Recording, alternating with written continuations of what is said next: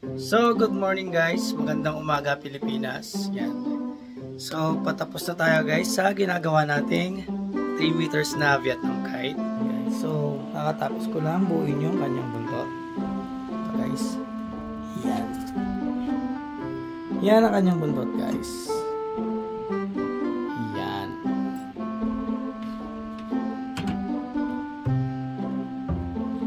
So, yan. Shout out kay MJ yan guys. Ito ibibigay natin to kay MJ guys. Yan.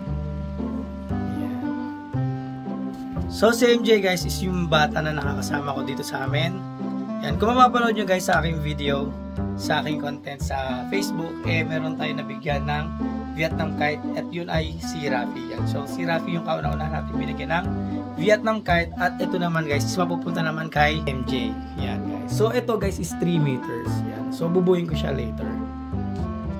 So, yan. Ito na MJ ang iyong saranggola. Yan. So, lagi tayong kinukulit na tayo ni MJ kasi matagal na dapat natin ito na nabuo guys. Dapat kasi guys is 3 meter, ay 2.5 meters yung gagawin natin kay MJ. Yan.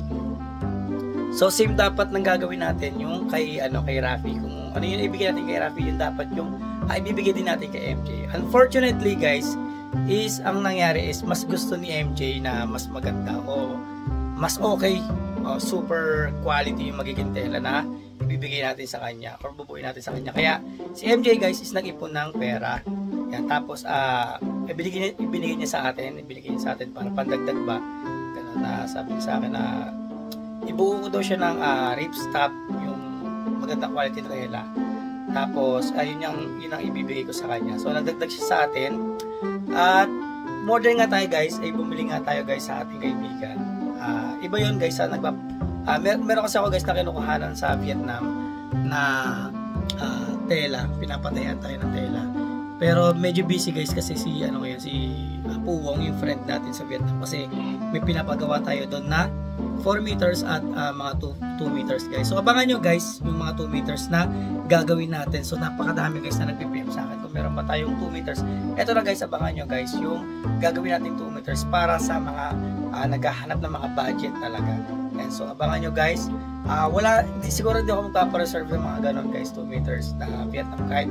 Kasi gagawin natin is limited lang guys ang maibubuo natin. And so limited lang guys. Kaya abangan nyo guys pag ako nag-post ng 2 meters Vietnam kite. For sure na 100% siguro masasold out agad to kasi sobrang dami talaga guys na naghahanap ng 2 meters. At yun guys is mura natin ibibenta yan. Tulad ng pagkakabili natin at pagkakabuo natin guys is ganun pa rin ang magiging presyo natin. Alang-alang sa inyo guys. Kaya i-like nyo na guys, share at follow nyo ang aming TikTok, Facebook at YouTube account guys. So yun lang guys ang hinihiling ko sa inyo na supportan nyo yung aming channel at patuloy kami guys na mabubuo ng kite para sa inyo guys sa abot ng inyong makakayang budget. Tayo guys, so ito nga is guys is 3 meters yan. Atin kay na MJ. Unfortunately guys is na nung nagpagawa tayo sa ating friend sa Vietnam, o bukod yung kay Pam Van Puwong guys kasi may pinapagawa tayo at sobrang busy guys ni Puwong ni Pam Van Puwong sa pagtatahe kasi guys. At yun nga guys, a few weeks yata or a month ago is nagkasakit si Puwong, si Pam Van Puwong kasi sobrang niya guys, sobrang dedicated niya sa pag-work na pananahe at yun, napabayaan niya yung sarili niya guys. Pero okay naman na siya ngayon guys, continuous na ginagawa yung ating magiging 2 meters guys. Abangan nyo yan at yung ating magiging flag kite yan guys. Nagpagawa tayo sa kanya ng flag guys na sobrang ganda nun guys at abangan nyo yan at abangan nyo rin yung magiging 2 meters natin guys. Sobrang budget meal nun guys para sa inyo at sa inyo lang guys. Kaya like, share at follow nyo kami guys sa aming social media account. So medyo malata tayo guys at continue natin guys. Dito nga sa 2.5 meters is mali yun i-deliver sa atin. Ilang beses tayo na-deliver ng maling kite short guys. Yun, dun sa ating isa pang friend. Yan. So medyo meron yata tumatawag sa atin sa labas. Teka lang. So ayan pa nga guys, may bata na pumapaltak sa labas pero may pasok siya guys. Yun yung mga bata na nakakasama natin dito guys. So yun nga guys, is na-deliver tayo ng maling kite shirt. Pero meron naman siya na-deliver. Ibigay sa atin ng kite shirt na na okay guys, na yun yung hinahanap talaga natin. Sabi sa akin ng friend natin na taga Vietnam is mali daw yung order na naibigay sa atin. Kasi nga, sa dami din ng kumukuha sa kanya o sa dami din na nagpapatay sa kanya. Yan. So, inabot yun guys ng ilang weeks yata. Almost 3 weeks guys or mag-isang buwan na rin guys bago yun natayo yung ating pinapatayin. Tapos na-deliver na tayo twice ng mali. Dahil nga, sa dami ng nagana sa kanya is mali yung na-ship sa atin. Pero yung isa guys, kasi nakabukod yun yung na-ship sa atin ng tama. Tapos sabi ko nga guys is isasabay ko na lang yung order natin sa kanya doon kay Pamban Ugong pag na-deliver na yan guys. Kasi medyo mahal talaga guys ang shipping from Vietnam guys papuntang Pilipinas. Yan guys. Kaya yun yung isa sa mga nagiging problema natin is yung shipping guys. Kaya pag nagpapabuo kayo guys, sinasabay ko talaga yun kung bibili ako sa Vietnam kasi medyo mahal yung shipping at hindi namin kayo maigagawa guys kung yung pinagagawa nyo lang is yun lang yung isi-ship natin kasi almost 2K yata ang minimum.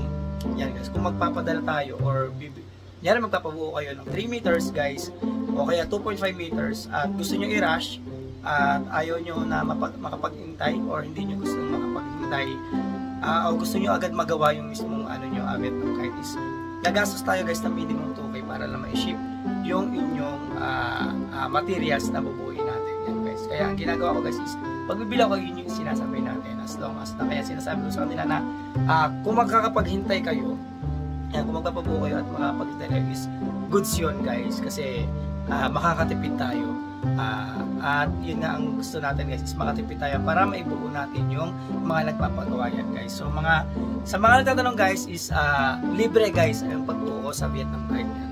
At ang binabayaran lang nila is yung materials na ginagawa natin. So bakit nga ba guys ginagawa natin yan? So for the content guys, yan. Tulad na sinasabi ko na i-like, share, follow nyo ang aming content. At ganoon din guys na gusto kong maging bihasa sa paggawa ng Vietnam Guide. At kaya ginagawa ko na kaya mas gusto ko na bumuo ng Vietnam Guide guys para makuha ko ng technique at papalawa ko yung aking kaalaman sa pagbubuo ng Vietnam Guide yan guys. Kasi medyo talaga, medyo gustong gusto ko talaga na maging bihasa sa pagbuo ng Vietnam Guide. At guys, ang problema din natin dito guys sa sa pagbuo ng Vietnam Guide is kadalasan guys hindi tayo makapag-ship ng medyo malalaking carbon. Na kahit may mga carbon tayo na maliliit na pinapa-ship guys is na nako-confiscate siya guys ng custom. Kasi sabi ni Pamban Uwang, yung friend natin sa Vietnam is risky daw. Ay medyo medyo prone daw talaga sa custom o confiscation yung mga carbon natin. Kasi nga guys is hindi ko alam, ang pagkaka-explain niya sa akin is mahirap daw talagang i-ship yun kasi nga prone sa mga bale, prone sa damage kasi at yun yung ginagawa ng custom guys is pinipigilan na ganun ang mangyari now. So yung iba guys hindi ko sure kasi minsan pag magaganda yung mga binibili natin is nako-confiscate talaga. Pero yun nga guys kasi kaya mas maganda guys na kung magpapagawa lang kayo kasi kung bibili kayo guys yun medyo mas mapapagastos kayo kasi nga napakadaming materials na pwede nyo pang nagagamitin nyo pa para makukulan ng Vietnam Guide yan guys. Tapos pag nagkamali pa kayo ng butol guys o nagkamali pa kayo ng gawa is mas mapapagastos kayo guys. Kaya advice ko kung magpapabuo kayo guys is magpabuo na lang kayo kung personal use nyo lang naman yan guys. So yun nga guys, eto na guys, yan pubuhin na natin yan. Yan yung kay MJ. So magko-content tayo guys na nito, na pagbuo natin ito at ayun guys, so yun lang, sana is okay na kayo lahat yan. So happy flying guys at yun lang, abangan nyo guys yung aking magiging content para sa pagbigyan natin kay MJ na ito yan. So binigyan na natin guys si MJ ng tali yan guys kasi may binigay tayong tali guys kay MJ na pang 2.5 meters lang talaga guys. So binigay lang talaga natin yung guys yung mismong tali kay MJ kasi ang hirap naman na magbigay tayo sa bata tapos wala naman silang tali or mas gagastos pa sila at gagamit sila ng tanse guys kasi hindi ko advisable na gumamit kayo ng tanse guys pagdating sa mga Vietnam Guide nyo, lalo na kung ang babagsakan ng mga Vietnam Guide nyo is subdivision guys or medyo malalayong lugar Kasi prone sa ano yun guys, na hindi, malaki yung chance na hindi na mabalik sa inyo.